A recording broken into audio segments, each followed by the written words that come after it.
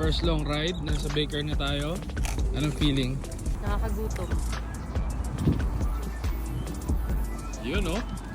Tingin, patingin. Safe na safe. Safe na safe, ang bigat.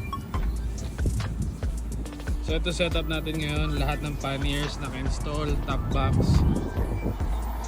So dito yung mga miscellaneous na laging binubuksan, kinukuha lagi. Dito yung gamit ng fiancé ko.